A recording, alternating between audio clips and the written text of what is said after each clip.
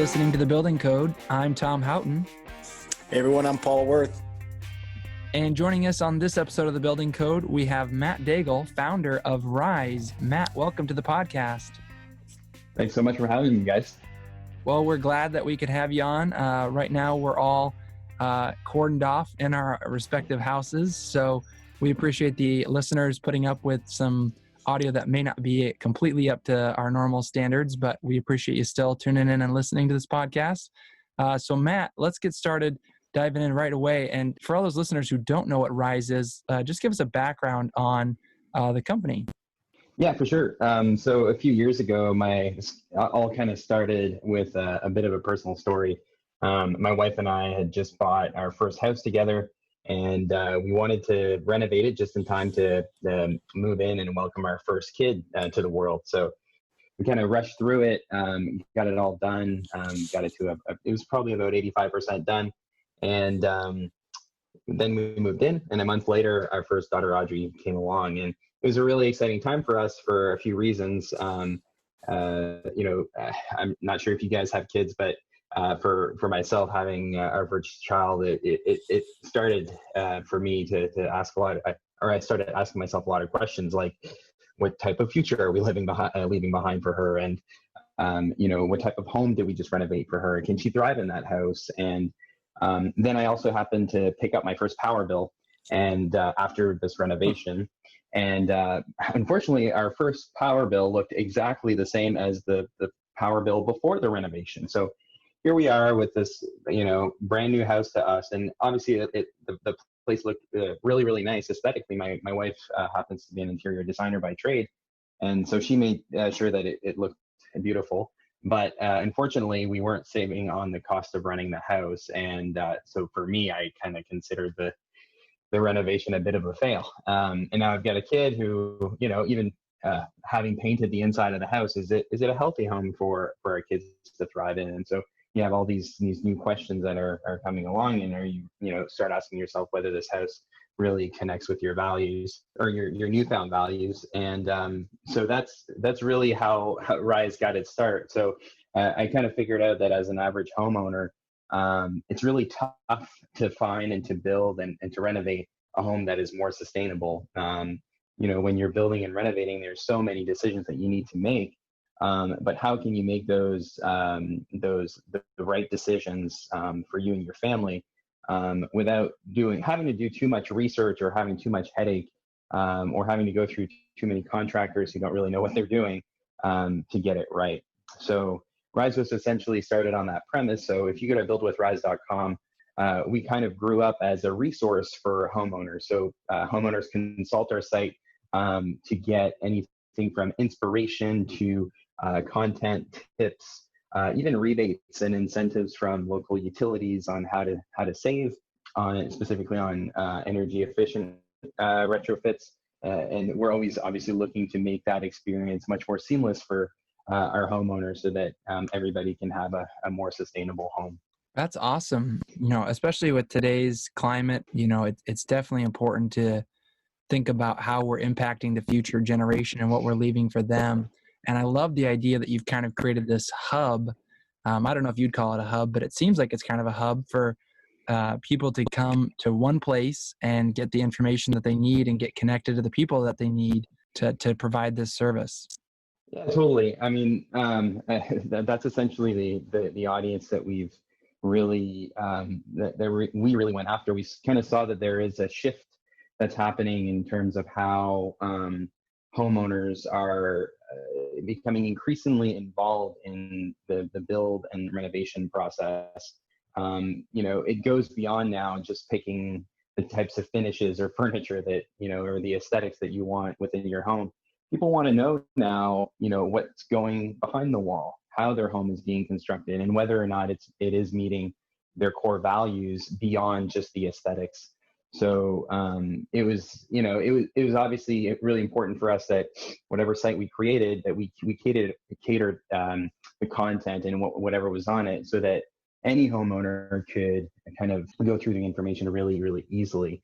I think like that, I look back, 5-6 years ago when I was trying to solve my own problem back then, and I, asked my contractor. My contractor didn't really have any answers for me in terms of how we could have had a better renovation. And then I looked online, and online was, you're kind of ended up in some obscure forums that had really technical information or really opinionated information. And that's essentially the gap that Rise is looking to fill in terms of addressing the homeowner. Yeah, Matt, I think it's a really cool idea, and obviously it's working for you guys. So I guess that begs the question, where do you source your information to make sure that it's accurate and it's certified, I guess? Sure. Yeah. So we, that was something that was really kind of instilled in the almost like, to be honest, it's ingrained in our culture now to be a trusted authority in the sustainable home improvement world. And so the way that we've been able to do that is we do a lot of research. We have a full writing and research team, a few editors as well. That kind of cater all of this information. And we kind of pair that actually with an in-house SEO expert. So if you're familiar with search engine optimization, it's essentially the way for Google and other search engines to find your content. And they actually prefer things that are the search engines actually prefer things that are simpler and easier to digest. So we've been very intent on building content that responds to that. So so that's essentially it. We basically have an in-house team that both, I should say, in-house and also freelancers that help us with writing and research. That's awesome. I'm curious if you could speak to, like, obviously the whole purpose of the site is to expand the education about sustainable building, and I guess for those home builders out there, or even the homeowners who are a little apprehensive of, what's it going to take to build using sustainable products, or what should I be looking for in that sense? Could you speak to maybe what they'd find on the site, or how you guys combat against kind of the misinformation or the hurdles that people face? Yeah, for sure. I think that's something that we come across, all the time. Greenwashing is a thing. It's unfortunately over the last few decades, people have almost like preconceived notions of what it means to really be sustainable. And by the way, when I say the word sustainable, it's kind of it's still a pretty obscure term, right? So what we've learned is that the term sustainability has different meanings to different people. But we've kind of narrowed it down to three core benefits for the homeowner. And those are benefits for a homeowner's health, a homeowner's wealth, and for the planet. So we're always able to tie back any sort of benefits from products or materials for the homeowner back to those three core values, so to say. And so for those homeowners, I think, one of the big barriers for folks when it comes to sustainability, or one of the myths that's been out there, is it's got to be more expensive. And that's something that we come across all the time. And oftentimes it's not something that's very easy to position. I recently had an interview with another publication, actually just yesterday.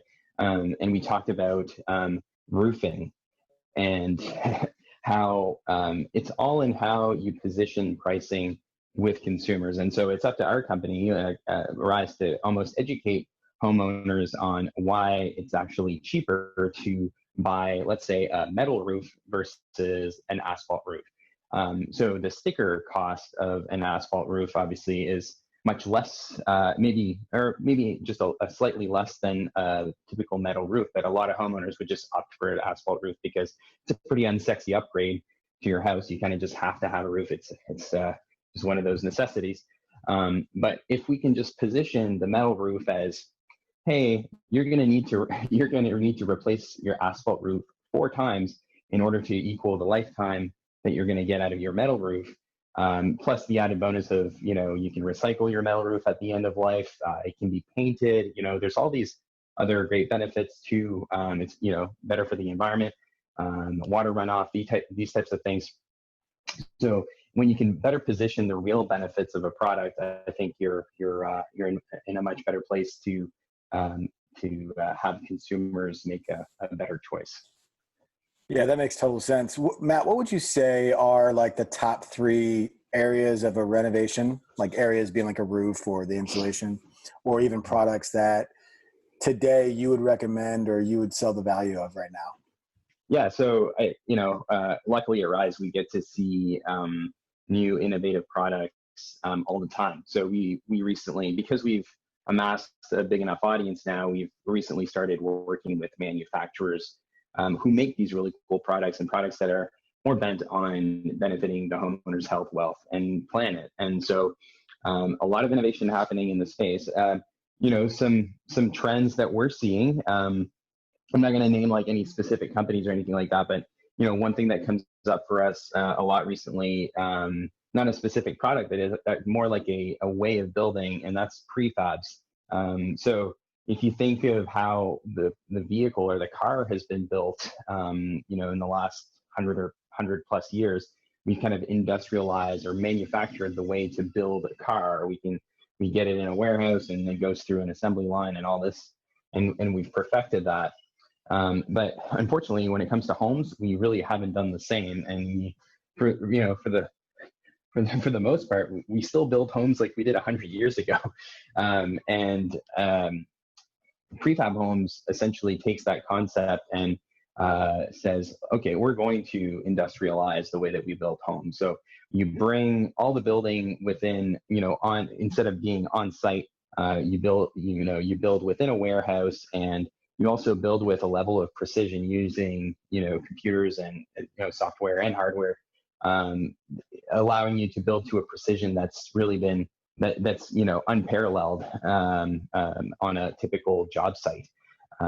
So there are lots of new technology companies working on prefab homes and bringing those to market. It has a ton of other benefits as well that maybe aren't so visible, but one thing with building custom homes is that there's so much material waste that happens on site.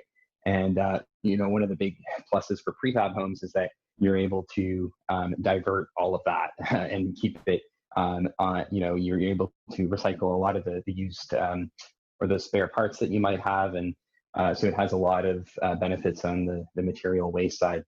So that would be one, prefab homes. Another one, I would say there's kind of like a surge happening in, I would say, back to nature type of products. We're seeing a lot of innovation on, I think typically when you think of innovation, you think of like highly complex, lots of maybe chemicals and, complex systems and these sorts of things.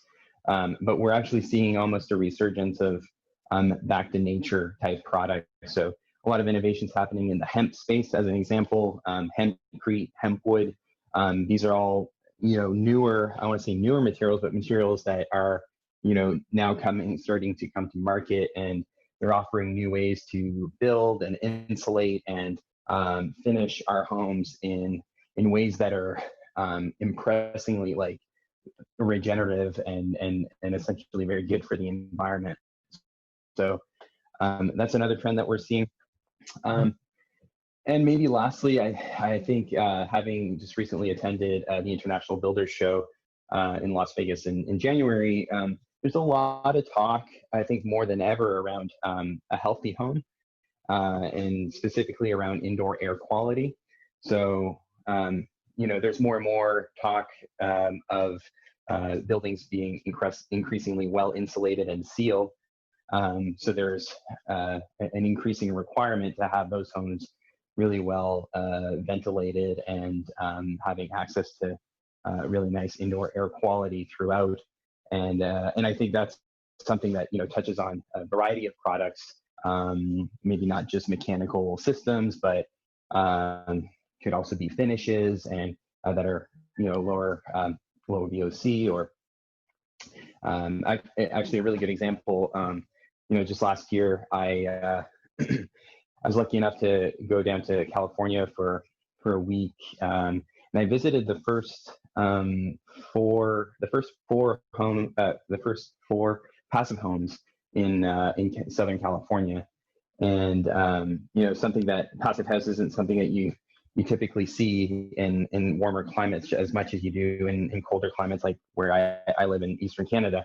But anyways, during my visits with these homeowners, and we did a few video shoots while we were there as well of these home projects. And it was really interesting because without prompting them, all four homeowners told me the same thing, that during the LA wildfires last year, just a year and a half ago, LA at the time, it was blue smoke outside. It was the worst air quality or worst city for air quality in all of the world at the time. But yet these owners of their brand new homeowners of their passive homes, they noticed that inside their homes, it was like there was no difference to them. Outside it was blue smoke, but inside they had obviously very well sheltered from the elements, and with an amazing mechanical ventilation system, they were able to just have a clean and healthy home. So just goes to show kind of the importance of having well insulated and sealed, but also well ventilated homes. That was a great answer. Especially now in this like post coronavirus age, I feel like home health is still going to just be even more important. They're talking about HEPA filters being used on planes to, filter out 99.9% of the particulate matter to try to stop the spread of viruses and things like that. So I'm sure that we're going to continue to see more in this space as we move forward. And obviously your site is just kind of poised right at the starting gate, right at the front lines of this new world we live in, I guess. So well done to you. And obviously, I think I saw on there that you can sign up as a professional. So for our listeners who are listening right now, who are builders who would like to get involved in Rise, there's definitely an opportunity for them to do that. Is that correct? That's right. Yeah, we do local listings essentially for professionals, and you can expose your entire professional on Rise. So if you happen to be like an architect or designer or builder or really any trade, and have lots of photography, and you use lots of sustainable products, you can upload your entire portfolio, even tag the photos with the sustainable products that you use, and get some eyeballs on the great work that you're doing. Yeah, I was checking out your website before this, Matt, and can you talk a little bit through like I don't know much about this, the 1%? That you guys participate in as it relates to the giving back? Yeah, for sure. This kind of actually touches back a little bit on your earlier question about how how do we keep ourselves credible and trustworthy and all that kind of stuff. And for us in the very early days, or at least when I started the company, I was personally inspired by a lot of folks who were involved in what I would call the B Corp movement.